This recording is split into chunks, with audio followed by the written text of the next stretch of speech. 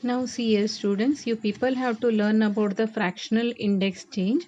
So the fractional index change delta is the ratio of refractive index of the difference between the core and cladding to the refractive index of core of an optical fiber.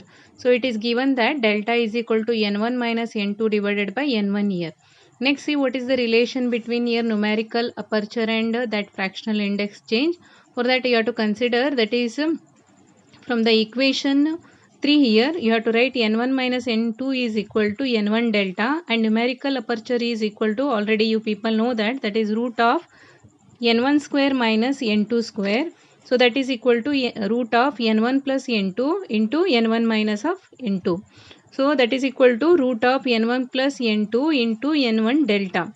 That is from equation 4 it is written here. So since here n1 is equal to n2, so n1 plus n2 is equal to 2n1.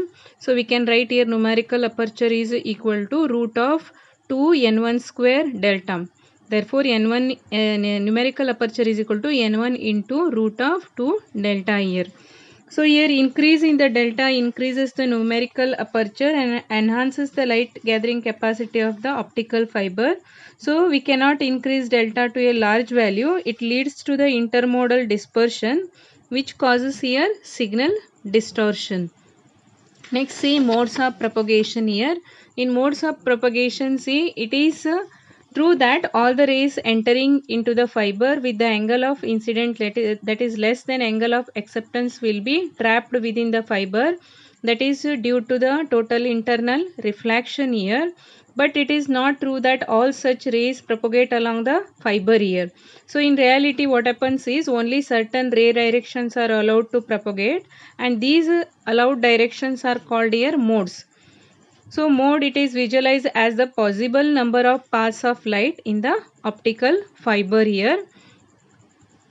Next, see the number of modes supported for propagation in the fiber. It is determined by a parameter that is called as here V number. It is denoted as here V.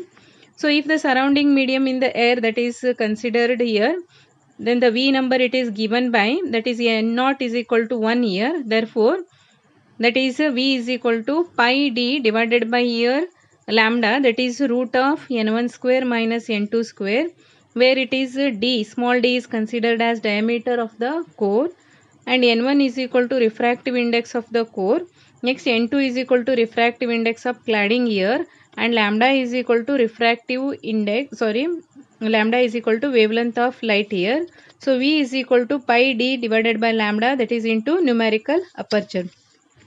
See here if the fiber is surrounded by any other medium, that is see if the refractive index n naught, then the expression it is represented as pi d divided by lambda into root of n